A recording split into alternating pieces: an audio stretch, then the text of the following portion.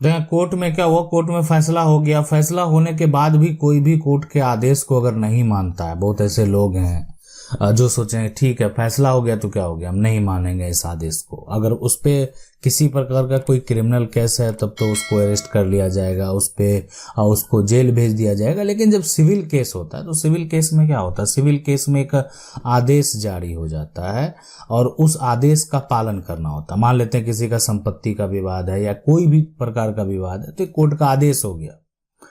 तो अब इसके लिए क्या होता है कि ठीक है, अब वो व्यक्ति जो सामने वाला है ना, वो अब कोर्ट का फैसला को माना ही नहीं, एक्सेप्ट देखें, एक होता है कि एक्सेप्ट नहीं किए तो आगे हम जो है ना सिविल से आगे जो है ऊपरी अदालत में हम जा सकते हैं, है ना, हाई कोर्ट जा सकते हैं, सुप्रीम कोर्ट जा सकते हैं। तो वो एक प्रक्रिया है, वो आप कर रहे हैं तो ठीक है, आपने उस फैसले को नहीं माना और उसके अगेंस्ट जो है आपने चैलेंज किया, ही विकल्प है। लेकिन आपने वैसा कुछ भी नहीं किया, आपका जो टाइम पीरियड था वो भी खत्म हो गया और आपका जो फैसला है आप उसको एक्सेप्ट नहीं किए, तो वो कहलाएगा जो है सिविल कंटेम्प्ट।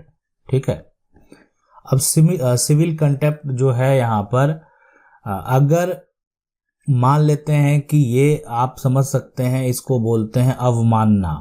ठीक है, अवमानना मतलब क्या कि जो फैसला दिया गया आप उसका अपमान कर दिए हैं, तो इसमें तो सजा का भी प्रावधान है। आपका कोर्ट का आदेश है और कोर्ट के आदेश को आप नहीं मान रहे हैं, ठीक है, तो यहां पर तो कंटेम्प्ट ऑफ कोर्ट का एक्ट चलेगा और उस एक्ट के तहत जो है आपकी गिरफ्तारी भी हो सकती है। मामले सिविल के हैं फिर भी हो सकता है, इसलिए कि आपने क्या किया, आपने आदेश को नहीं माना और फिर आपको वो आदेश का पालन करना पड़ेगा भाई, एक तरह से जबरन आपसे करवाया जाएगा। तो इसलिए देखें, कोर्ट का जब भी कोई फैसला होता है तो उसका जो है एक तरह से उसको एक्सेप्ट करना चाहिए और उसको स्वीकार करना चाहिए। सवाल है सर, अगर डिस्ट्रिक्ट जज का आदेश हमारे पक्ष में हो फिर भी एसडीएम अगर उस जो है विवादित जमीन पर जो है हमें कब्जा ना करने, है ना, करवा के दूसरे पक्ष का साथ दे, तो क्या एसडीएम के खिलाफ कोई शिकायत की जा सकती? देखिए बिल्कुल क्यों नहीं की जा सकती, सभी जो अधिकारी हैं, है ना, सभी के खिलाफ आप शिकायत कर सकते हैं। लेकिन अगर आपका जो है डिस्ट्रिक्ट जज से अगर आदेश हो गया है और जमीन विवादित है और आपको जो है कब्जा नहीं किया जा रहा, तो आप फिर जाकर जो है आप एसडीएम के पास जा रहे हैं, तो एसडीएम की शिकायत आप चाहें तो डिस्ट्रिक्ट मजिस्ट्रेट से कर सकते हैं, डीएम के पास कर सकते हैं कि आपके पास जो है वो एक आदेश है कोर्ट का, डिस्ट्रिक्ट जज का आदेश, कोर्ट का डिस्ट्रिक्ट जज का आदेश है, फिर भी एसडीएम जो है वो विपक्ष के जो लोग हैं उनके ही सपोर्ट में है। तो अभी पहला प्रयास तो आपको यही करना चाहिए ताकि ये हो सके, आप उस पर एक्शन हो सके। नहीं अगर मान लेते हैं वो नहीं करते हैं, तब फिर आप कोर्ट में अवमानना याचिका दायर करेंगे। ठीक है, कंटेम्प्ट ऑफ कोर्ट का एक्ट चलेगा। फिर तब तो वही होगा कि जो एक तरह से जो फैसला नहीं मान रहा है, जिसको आदेश हो गया और वो फैसला नहीं मान रहा है, तो फिर उस पर एक्शन लिया जाएगा। अगला सवाल है सर, खाता 44 में कोई पड़ोसी ने 4 डिसमिल जमीन बेचा, हम 2 भाई ने लिया, फिर एक भाई ने 2 डिसमिल जमीन उसी को जो है दिया, तो मेरा उस खाते में जमीन होना चाहिए था मगर नहीं है ना। और क्या करें प्लीज, एक देखें, अगर यहाँ पर जो है कोई भी जो आपका खाता है उस पड़ोसी ने को बेच दिया है, आप 2 भाई हैं, अब एक भाई जो है 2 डिसमिल जो है उसी को दे दिया, तो ये बात आपने स्पष्ट ही नहीं किया कि आखिर आपके खाते में जमीन कितनी है, टोटल जो जमीन है वो कितनी है जो आपके खाते में होनी चाहिए। जब तक वो स्पष्ट नहीं होता है तो इस पे कोई भी टिप्पणी देना जो है वो सही नहीं रहेगा। नहीं अगर इसको अगर ऐसा देखा जाए कि आपने जो 4 डिसमिल लिया है टोटल में से, उसमें आप 2 भाई थे, 2 आपका हक हुआ, तो 2 डिसमिल और 2 डिसमिल, अब 2 डिसमिल जो है फिर इसी को बेच दिया गया, जो व्यक्ति है उसी को बेच दिया गया, तो एक भाई का 2 डिसमिल बिल्कुल होना चाहिए, है ना। ये तो जब 4 डिसमिल पहले आपने खरीदा है और 4 डिसमिल का आपका मोटेशन कायम है, तो कोई अगर बेचेगा 2 डिसमिल तो उससे 2 ही कम होगा, 2 तो रहना ही चाहिए। सवाल है कि सर मुझे एक इन्फॉर्मेशन चाहिए, प्लीज आप मेरी हेल्प करें। इन्फॉर्मेशन चाहिए, प्लीज आप मेरी हेल्प करें। मेरी नानी का मकान है और मेरी नानी के पास जो है यहाँ पर पुराने कोई भी मकान से रिलेटेड डॉक्यूमेंट नहीं है। मेरी नानी का मकान जो है विलेज में है, मुझे पुराना डॉक्यूमेंट लेना है, तो उसके लिए क्या करूं? मुझे कितने साल पुराना का तक का रिकॉर्ड मिल सकता है, ये ईयर भी याद नहीं है। देखें, एक जो आप दस्तावेज है, अगर संपत्ति जो है वो खतियानी है, अगर है ना, मतलब उसका एक खतियान बनाया गया उस प्रॉपर्टी का, जो एक तरह से वो प्रॉपर्टी है वो खरीदी हुई प्रॉपर्टी नहीं है, तो उस केस में जो है खतियान का इंफॉर्मेशन आप जो है पुराना और नया जिला अभिलेख कार्यालय से निकाल सकते हैं।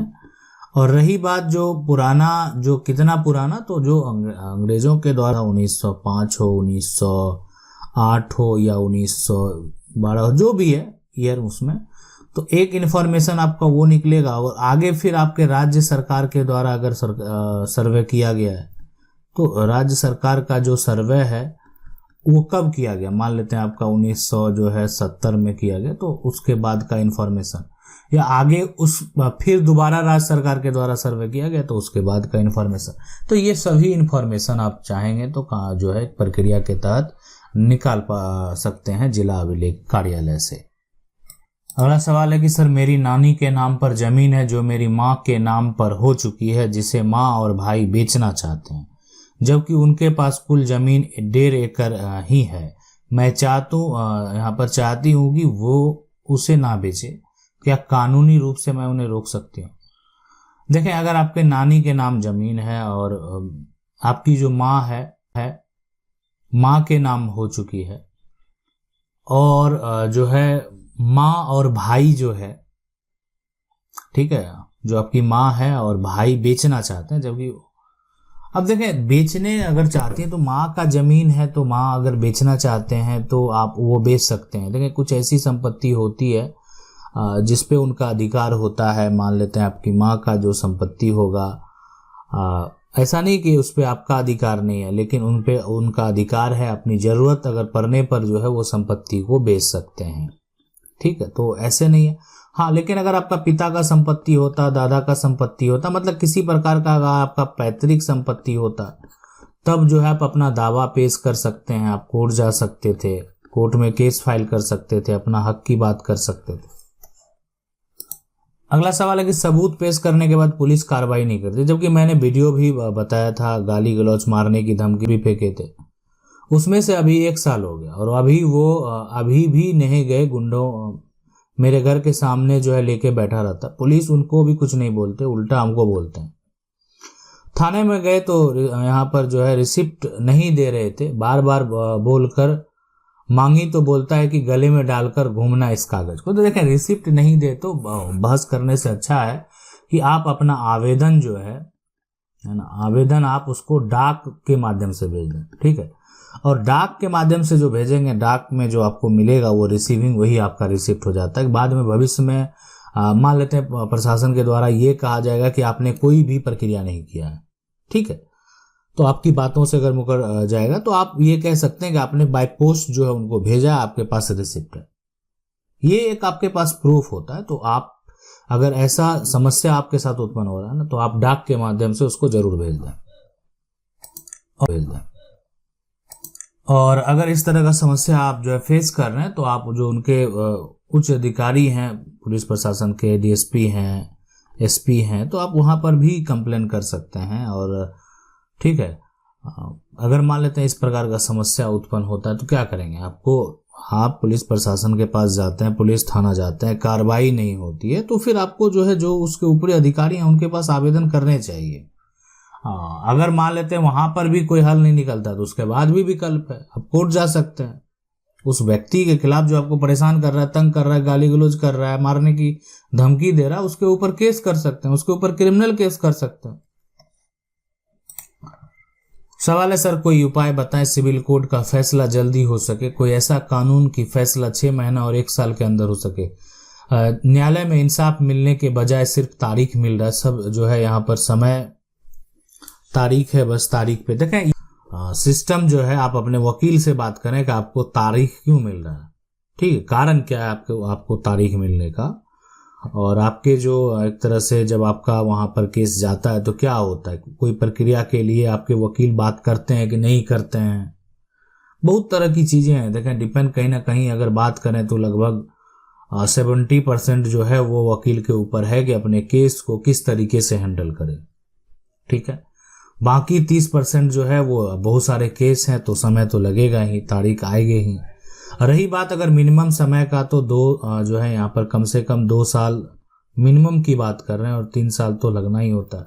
अब बहुत जटिल मामला है तो वो लंबा भी चलता है। किसी प्रकार का कोई बड़ा विवाद है और उसका कोई भी सही तरह का कोई साक्ष्य नहीं मिल रहा है तो जो केस हैं वो लंबे चले जाते हैं। सवाल है, सर नमस्ते, मैं छत्तीसगढ़ से बिलोंग करता हूँ। मेरा समस्या है कि पैतृक संपत्ति है और मेरे मम्मा लोग 5 हैं, उनमें से 3 बहन 2 भाई है। उनमें से बंटवारा नहीं करना चाहते हैं मम्मा लोग। तो सर जी मैं आपसे सलाह चाहता हूँ।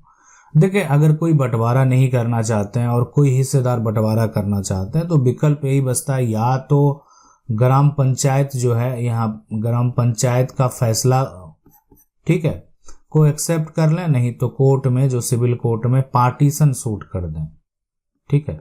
पार्टीशन सूट आप सिविल कोर्ट में कर सकते हैं। तो यही एक विकल्प बचता है, या तो आप ग्राम पंचायत में जा सकते हैं, नहीं तो आप क्या करेंगे, सिविल कोर्ट में पार्टीशन करेंगे। सभी को नोटिस जाएगा, जवाब मांगा जाएगा कि आखिर आपने जो है आप बंटवारा क्यों नहीं करना चाहते हैं। अगर उनका हक है, पैतृक संपत्ति है, जिनका जो हक है वो दीजिए। अगला सवाल है कि मुझे पूछना चाहता हूं कि मेरे दादाजी का जो पापा 6 भाई थे, पर 6 भाई में से एक भाई के नाम खतियान बन गए। जिस नाम से खतियान बना वह सारे पूरे जमीन को बेच दिया। उस 5 भाई का हिस्सा नहीं मिला, तो जो खरीद की वह हिस्सा नहीं दे रहा। पुराने खतियान में सब जो है ठीक जमीन पर कब्जे भी वही पार्टी के हैं। अभी तक यह खरीदने वाले और बेचने वाले का कोई जो है नहीं है। उसके वंश में भी सभी हैं, पर जमीन जो है नहीं दे रहे हैं। हमने कोर्ट टाइटल सूट किए, मैं जानना चाहता हूँ। देखें, बिल्कुल जानना चाहते हैं। सबसे बड़ी बात है कि जो आपके पापा हैं वो 6 है ना, दादाजी के पापा जो हैं वो 6 भाई थे, और 6 भाई में से एक भाई के नाम खतियान बन गया। अब वो खतियान डिपेंड करता है, देखें क्या, कि जो खतियान अगर बन चुका है तो वो उसमें अगर वो पैतृक संपत्ति है, मतलब पूर्वज से ही वो संपत्ति आया है, पैतृक संपत्ति है, तो अब ये पूरी जमीन का जो है हिस्सेदार जो होगा वो 6 लोग होंगे, है ना, 1 2 3 4 5 और 6 हिस्सेदार होंगे। अब इसमें एक हिस्सेदार क्या करता है कि ये पूरा ये जमीन जो है ना उसको एक ही लोग बेच देता है, ये जाके इसको बेच देता है, जबकि 6 हिस्सा इसमें लगना चाहिए। अब ये बेच देगा अगर, तो ठीक है, ये जो है यहाँ पर पैतृक संपत्ति है, जाकर उसको सेल कर सकता है। अगर मान लेते हैं ये डिवाइडेड नहीं है तो इनके पिता के नाम है, जाके उसको बेच दिया। लेकिन जब कानूनी प्रक्रिया में ये मामला जाएगा, जब आप मामला में जो है टाइटल सूट में ले गए हैं, तो ये जो बेचा हुआ संपत्ति है ना उसका सारा जो सेल डीड है वो भी कैंसिल होगा। मतलब जो खरीदने वाला उसको सिर्फ एक ही हिस्सा, अभी पूरी संपत्ति पे वो कब्जा किए हुए, लेकिन जो उसको कानूनी तरीके से हक प्राप्त होगा वो सिर्फ एक हिस्सा होगा। आशा करते हैं वीडियो अच्छा लगा होगा। वीडियो को लाइक जरूर कर दें। चैनल को पहली बार देख रहे हैं, सब्सक्राइब करके जो बेल आइकन है उसको जरूर दबा लें। मिलते हैं